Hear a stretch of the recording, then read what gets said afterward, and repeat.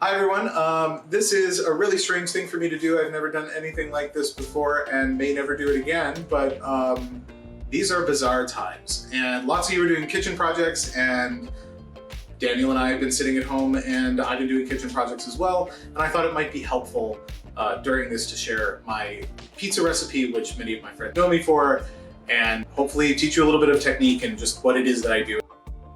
The basis of the recipe is a very simple recipe. It is based on the classic sort of balance of Neapolitan pizza ingredients, which I think is actually a protected formula when it comes to calling it Neapolitan pizza in Italy. I've modified it for home cooking because obviously I don't have the kind of pizza oven that you would have in a professional kind of kitchen. And it's a really simple thing actually to put together. This recipe actually only has 5 ingredients, and it's basically bread flour. I generally recommend King Arthur bread flour if you're just getting started on bread making. It's got a really good balance of things, really little higher gluten content than all-purpose flour, but you can use all-purpose, that's fine too. You could also use like Italian double O flour, or if you're in Britain, this would just be called like strong flour for bread flour. It has a little bit higher gluten content. Salt, yeast, water, and sugar, which we're all gonna measure this by weight, including the water, as strange as that may seem. So if you have a kitchen scale, that's the way to do this and make sure you get a consistent output. If not, we'll put the volumes in, you'll get close enough. Pizza dough is actually something you can kind of mess up a little bit. It'll be fine. First, we'll make our dry mixture with the flour, salt, and yeast. We'll start with 600 grams of bread flour. If you don't have a kitchen scale, you can fluff up your flour by tossing it in a bowl or shaking it in its bin so it's not too densely packed, and measure out about 4 1/3 cups, or a bit over a liter.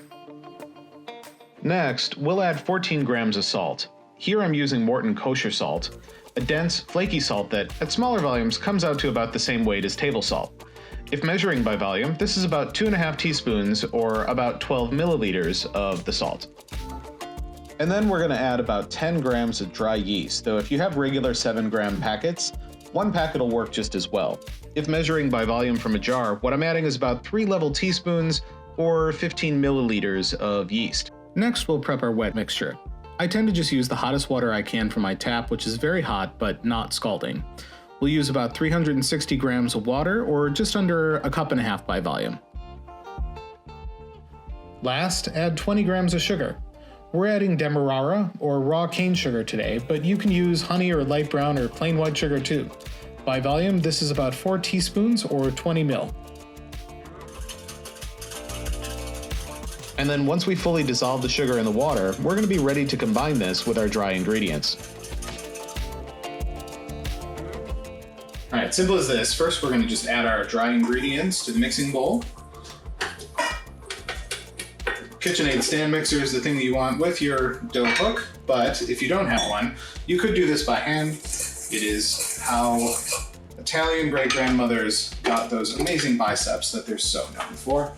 And then, once you've got this starting to mix, you put it on just the first setting, and then slowly pour in your warm water with sugar, which is going to get the yeast very excited.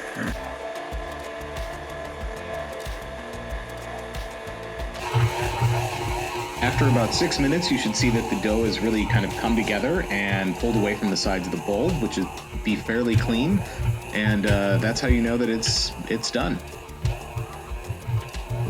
All right, so we've separated our dough from the dough hook and removed the mixing bowl. We've zeroed the mixing bowl, and once we put the dough back in, we'll see that it's about 1 kilogram almost exactly. And really what we have to do is just divide it into 2 parts evenly, so 500 grams each. And it should be about, it needs a little bit more, it's fine. So we've already got 2 medium bowls that have a little bit of olive oil in the bottom. You don't need a lot here, it's really just enough for lubrication. And when you take out your half of the dough, even if you've got a little knob that you've added back to it, you're just going to kind of pull away from the top with your thumbs to kind of roll it around itself to create a little dough ball. Simple as this, you kind of rotate and pull and tuck under with the fingers on the backside, and then you end up with something that looks like this. And this is a perfect little dough ball for this. We're going to take it in our little oiled bowl, take what's going to be the top of the dough ball, smear it around a little bit, just to grease it up a little, and then spin it in the bowl. And that is just going to rise. Because we used rapid rise yeast, it really only takes about 45 minutes. We'll probably let it go for 2 hours just to be safe. and really let more of those flavors develop from the yeast digesting the sugars. And then we will just lightly cover that in plastic. Since you've got a couple hours now while the dough rises, this is the perfect time to start prepping your ingredients for toppings and sauce. Today I'm also going to make my version of garlic knots, a common side in New York pizzerias made of knotted pizza dough, tossed in garlic, oil, parsley, and cheese. The tomato sauce I'm going to make is going to be a really simple one: a medium tin of plain Italian tomato puree or passata, minced garlic, fresh basil, a dried Italian herb blend, mainly thyme, oregano, marjoram, and rosemary, both red and black pepper, and just a little bit of salt.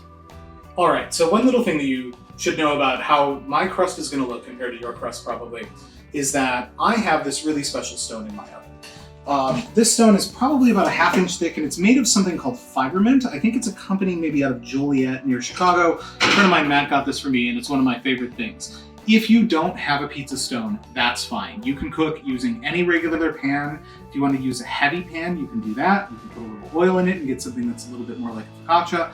I'm going to do something straight up though, right on this stone, using just cornmeal in a dry pan. And because of the heat retention from this, I'm gonna get this beautiful golden textured crust that's a little bit different than what most people probably get in a home oven. Don't worry, yours will taste just as good. It's just gonna look a little bit different in the end.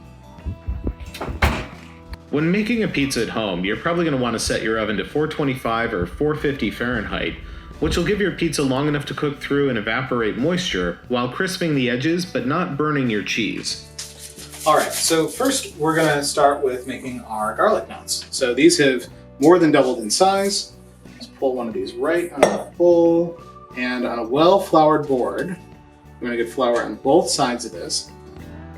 And then this is really easy to do. This very simple pizza dough, you just take a chunk out that's like maybe about the size of a golf ball if you kind of ball it up, and then roll it into a rod and make a simple slip knot, just like that.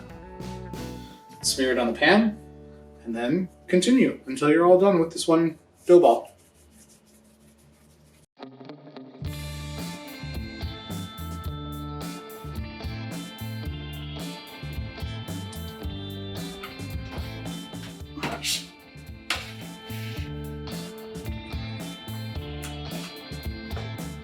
So to make the dressing for the garlic knots, we're just going to have a pan that's heating, put some olive oil in it, a bit of a neutral oil like safflower or sunflower, or even a little canola is fine.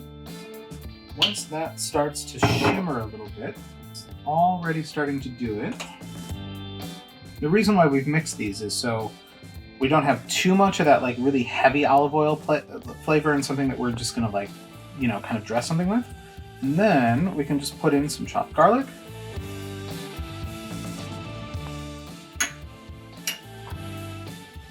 Maybe a little pinch of salt, which will help draw the water out.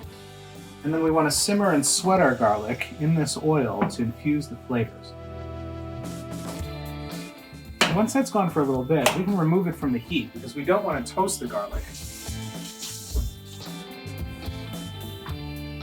We just want to like really get those flavors to gel.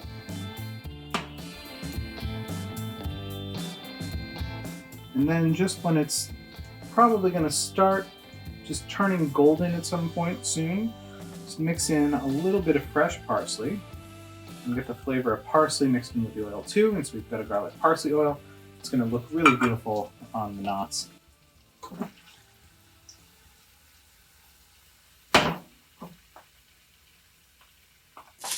All right, now for the pizza. The first thing that we need to do, because I'm not going to put this directly on the stone, which you can do if you have this wooden board called a pizza peel, which I do, but I'm going to do this the way that pretty much anyone can with any pan. Just put some cornmeal.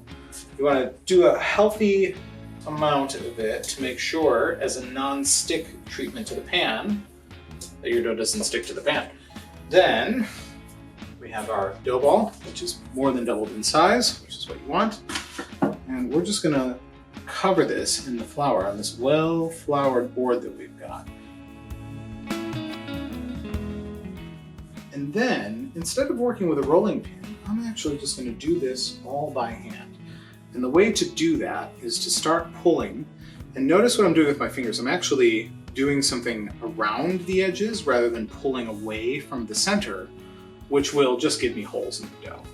And so by sort of rotating it outward, I'm getting the dough to stretch without putting too much stress on the middle. It's really around the ring of the outside that's what I'm pulling against. And this takes a lot of practice. So frankly, use a rolling pin, it's super cool. If you don't have a rolling pin, use a wine bottle. That'll work too. All of these things work for this. I now have this nice thin dough. You can actually see a little bit of light through it. You're not gonna be able to see that at this camera angle. And then we're just gonna gently sort of drape it over the cornmeal on the pan, and that's what's going to keep it from sticking. We don't want to push down on this because it will stick to the pan if we do. So we've got a nice kind of floury edge, a thin center, and we've really well filled this like 16-inch pizza pan here. So I've got my sauce already made. It's only a little bit salty. It's very light. And one of the things we want to do in a home oven is not have too much moisture, because the home oven just is never going to have that heat retention that you want. And if you start playing with convection, that makes things a little bit more complicated. And I don't have a convection oven, so we want to do a nice thin layer of sauce. You want to see a little bit of dough through it, but get it spread out. And again, not too much salt, because you can sprinkle a little salt on at the end if you need a little bit more. Your toppings may add some, your cheese may add some, but otherwise you just want to kind of get this to the edges of the crust and still keep a little crust open, because that's gonna just sort of bloom in the oven and give you a nice crusty edge with a little bit of a floury touch to it. So this is about as much as you want to have, not too much moisture. Also, I'm just using simple fresh mozzarella from the store that is not really wet. It's the kind that comes in a plastic wrap bag rather than in a container full of brine. I've actually done my own mozzarella before, and that's great. But you know what? Store-bought is fine. In this case, I've chopped this up into little squares. You can just spread this over. You don't want to completely cover the pizza and cheese because it's going to spread out. And you want little bits of sauce to show through if you're doing margarita. Now the oven's been heating for at least a half an hour, which is really important because you really want a lot of heat retention in the walls of your oven, even if you don't have a big stone like I do. Do you want to put the prosciutto on? Oh, yeah. We're going to have the prosciutto right now. We'll cook it through because Daniel likes it nice and crispy.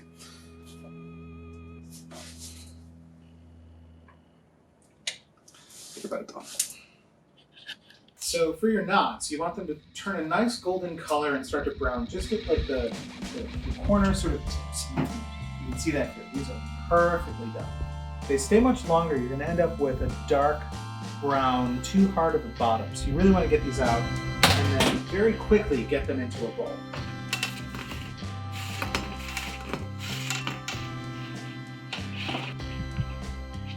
And one of the reasons you want this to be as quickly as possible in a bowl and then dressed is because the heat of the dough and the oil together allow it to fry a little bit in its own heat.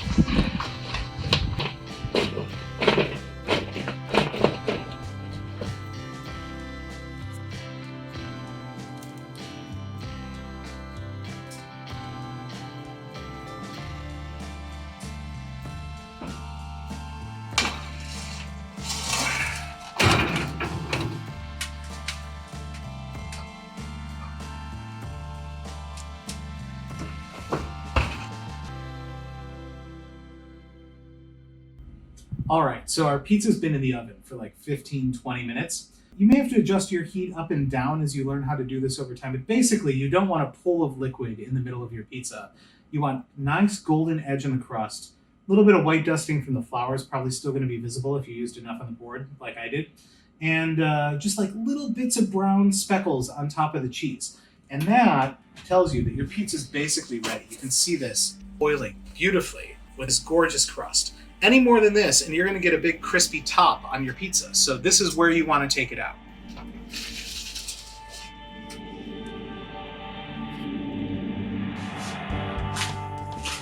All right, so fresh out of the oven.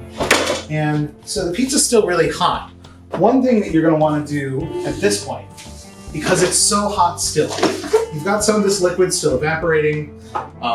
It's a beautiful pie that's already made. And if you have greens that you're gonna put on it, like spinach or arugula, rocket if you're British, or basil at the end of cooking, you want to put it on right now while it's really hot, because that's going to wilt those greens without cooking them and making them brown. That's why we don't put them in the oven before we make it.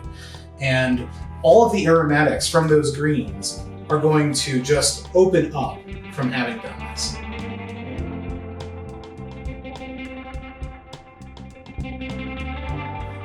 A little extra cheese.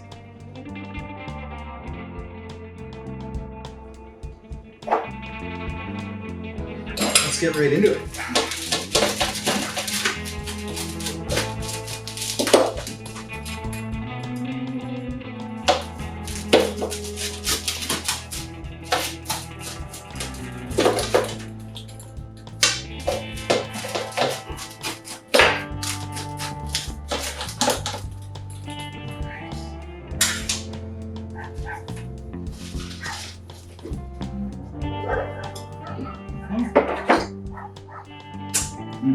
And cheers.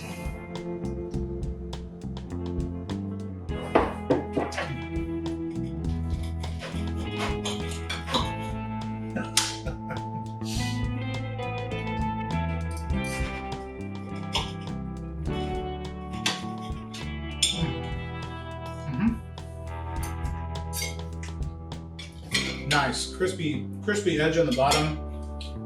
Really flavorful topping. If you're not using something like prosciutto, with a little sprinkling of crunchy salt like Malden sea salt, regular kosher salt, any other salt. And that's it.